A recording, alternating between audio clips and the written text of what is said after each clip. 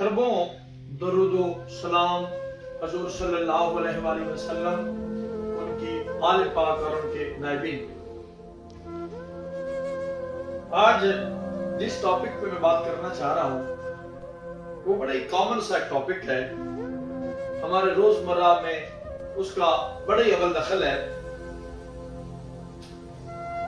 आपने देखा होगा कि आप रास्ते में जा रहे हैं, आप किसी से मिलते हैं या कोई आपको मिलता है तो आप उसे देखते हैं तो कह देते हैं कि यार आज आपकी सेहत ठीक नजर नहीं आ रही। वो बेचारा परेशान हो जाता है, फिर तो मिलता है, फिर आप ये लफ्ज दोहरा देते हैं। अब आपने तो सिर्फ कह दिया कि यार आपकी सेहत ठीक नहीं नजर आ रही। कोई मेरे जैसा थोड़े दिल वाला बंदा परेशान हो गया, डॉक्टर के पास पहुंच गया, तबीब के पास पहुंच गया, अस्पताल के चक्कर लगाने शुरू कर दिए, सच में बीमार हो गया। तो इसमें जरूरत कौन सी है? कोई तुम्हारे जिम्मे लग गया है कि आपने जरूर एक हंसते मुस्कुराते बंदे को परेशान करना है, आपने उसके होंठों से तबस्सुम छीनना है।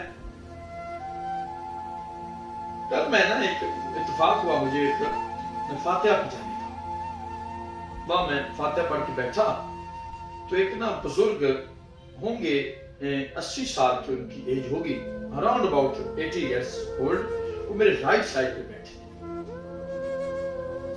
तो एक ना बुजुर्ग आए, वो जमीन से पूछ पूछ के कदम रख रहे थे, बड़ी मुश्किल से आके उनके सामने बैठे, इस्लाम दुआ के बाद, हाल अहवाल के बाद उन्होंने कहा यार आज आपकी सेहत नहीं ठीक नजर आ रही। उन्होंने कहा नहीं, मेरी सेहत तो बिल्कुल ठीक है, अल्लाह का शुक्र है, मैं तो ममनून और मशकूर हूँ उस जात का।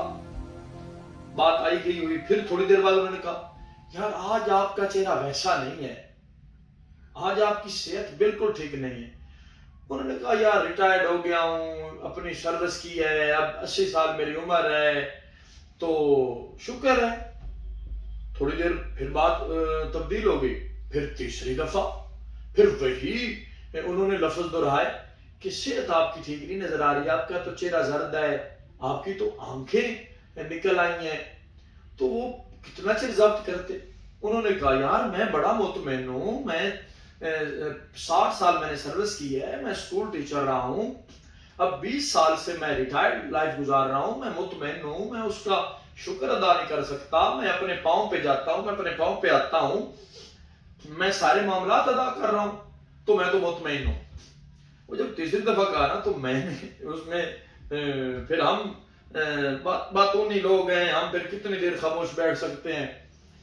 मैंने कहा कि ना इस पर मुझे एक वाकया याद आ गया है, तो सभी लोग मुतवज्जो हुए, कहा कौन सा वाकया?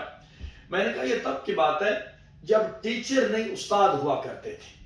अब तो टीचर है ना, बच्चे ने कोई बात करनी हो तो वो कहता है टीचर ये मैं कर लूं, जब की बात मैं कर रहा हूं तब जी उस्ताद जी कहा जाता था, यानी उस्ताद एक दफा था, जी 2 दफा, पहले भी बाद भी। ये तब की बात है जब लड़के सिर्फ पास या फेल होते थे, तब फीसद नहीं थे, तब ग्रेड नहीं थे। ये तब की बात है जब पढ़ाई होती थी, जब ट्यूशन की लत नहीं थी, जब पैसे की के लिए पढ़ाई नहीं थी, जब एक आध स्कूल होगा प्राइवेट, सरकारी स्कूल होते थे, तब की मैं बात कर रहा हूं। एक उस्ताद थे, वो अपने तालिब इल्मों से सख्ती करते थे, 4-5 पीरियड उनके होते थे मुख्तलिफ क्लासेस के, तो लड़के उनसे बड़ा तंग थे, डरते थे, खौफजदा थे। एक दफा ना लड़कों ने कहा, आपस में मशवरा किया, फिर स्टूडेंट वो जो एज होती है उसमें फिर शैतानियत होती है ऐसे ही, तो उन्होंने आपस में सलाह मशवरा किया कि ऐसे करते हैं कि कल हमने ना इनसे बात करनी है। दिन हुआ, टीचर साहब पहली क्लास में आए, अब स्टूडेंट्स ने तो मशवरा कर लिया था। जब वो क्लास में दाखिल हुए तो सलाम दुआ के बाद 3-4 लड़के खड़े हो गए। उन्होंने कहा सर आज आपके चेहरे को क्या हुआ है? आज तो आपका चेहरा मुरझाया हुआ है, आज तो आप ऐसे जैसे बीमार लग रहे हैं। थोड़ा सा उस्ताद हिले, بیٹھ گئے, اپنا پیریڈ لیا, دوسرے پیریڈ میں گئے, اسی مشورے کے مطابق, اسی پلان کے مطابق 3-4 لڑکے کھڑے ہو گئے. انہوں نے کہا سر جی آج تو آپ کی آنکھیں پیلی ہیں, آج تو آپ کا چہرہ زرد نظر آ رہا ہے, آپ کو ہوا کیا؟ سر آپ بیمار نظر آ رہے ہیں. تھوڑا پریشان ہوئے ٹیچر. تیسرے پیریڈ میں گئے استاد جی, تیسرے لڑکوں نے بھی یہی کہا سر آپ اپنا چیک اپ کروائیں, آپ تو بیمار ہو گئے ہیں, سر آپ کا چہرہ زرد ہو گیا ہے, سر آپ تھکے تھکے نظر آ رہے ہیں. جب چوتھے پیریڈ میں استاد گئے نا تو یہی دہرایا گیا کہ آپ بیمار ہیں, آپ کا چہرہ زرد ہے. تو استاد اتنے پریشان ہو گئے کہ لڑکے سے کہا یار جاؤ صف لے آؤ, مجھ سے کرسی پہ نہیں بیٹھا جا رہا. وہ لڑکا صف لے آیا, ٹیچر صف پہ لیٹ گئے, مشکل سے وہ پیریڈ مکمل کیا. صبح پھر انہوں نے کب اسکول آنا تھا, صبح جناب ڈاکٹر کے پاس گئے, طبیب کے پاس گئے, آج گئے, کل گئے, دن گزرتے گئے. 1 مہینہ استاد اسکول نہیں آئے, 1 مہینہ چھٹیاں لے لی, اپنا علاج کرتے رہے, افاقہ نہیں ہوا. حقیقتاً بیمار ہو گئے, حقیقتاً چہرہ زرد ہو گیا, آنکھیں نکل آئیں, کمزور ہو گئے, نحیف ہو گئے, چلا نہ جائے ان سے. جب 1 مہینہ گزر گیا نا تو انہوں نے اپنے بیٹے سے کہا یار کوئی افاقہ نہیں ہو رہا, مجھے آپ اپنا اسکول چھوڑاؤ, کیونکہ اب تو ہیڈ ماسٹر صاحب ناراض ہوتے ہیں, اب چھٹیاں بھی نہیں مجھے ملیں گی, میرے خلاف کوئی محکمانہ کارروائی ہو جائے گی, آپ مجھے اسکول چھوڑیں. وہ اسکول کے لیے نکلے. لڑکوں نے آپس میں کہا ہم نے کیا کر دیا. جب ٹیچر کو اسکول دیکھا نا تو جلدی سے سبھی کلاسوں میں جا کے نا انہوں نے اپنا جو پروگرام نیا پلان تھا نا وہ ترتیب دے دیا. استاد جب پہلے پیریڈ میں آئے تو وہ 3-4 لڑکے سامنے آئے. انہوں نے کہا سر کیا بات ہے, آج تو آپ بالکل ٹھیک نظر آ رہے ہیں, آج تو آپ کا چہرہ بڑا خوبصورت نظر آ رہا ہے. تھوڑا سا تبسم استاد کے ہونٹوں پہ ظاہر ہوا, لیکن وہ لیٹ کے صف پہ انہوں نے پیریڈ لیا. دوسرے پیریڈ میں گئے, پھر لڑکے جو اس کلاس کے تھے انہوں نے کہا سر کیا بات ہے, آج تو چہرے سے لالیاں ٹپک رہی ہیں, آج تو آپ کا چہرہ سرخ نظر آ رہا ہے, آنکھیں بھی ماشاءاللہ چمک رہی ہیں. استاد کی طبیعت اور زیادہ بحال ہوئی. تیسرے پیریڈ میں گئے, یہی باتیں ہوئی. جب چوتھے میں گئے تو اسٹوڈنٹس نے کہا کہ واہ واہ آپ کا چہرہ تو چاند سے زیادہ روشن ہے, ماشاءاللہ یو آر لائک گولڈن سیب, آپ ایک گولڈن ایپل کی طرح نظر آ رہے ہیں. تو آپ تو بالکل تندرست ہو گئے, آپ تو بالکل ٹھیک ہو گئے. جب لڑکوں نے یہ کہا تو استاد صاحب نے ایک لڑکے سے کہا یار یہ نا صف اٹھا لو اور مجھے کرسی دو. وہ کرسی پہ بیٹھ گئے.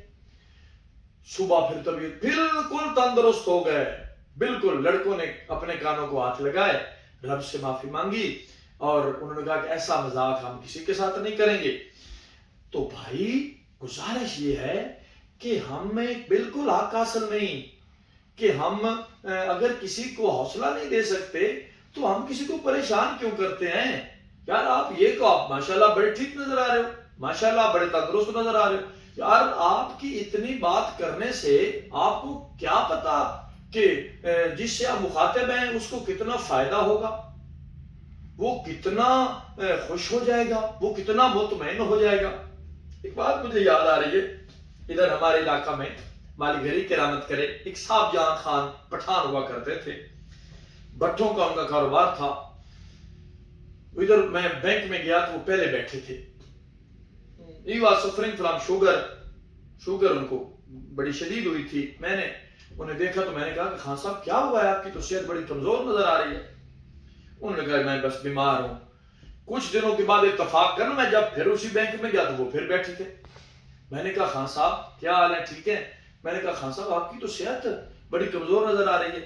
انہوں نے مجھے کہا کہ میں نے نہیں مرنا تھا, آپ نے مجھے مار دینا ہے.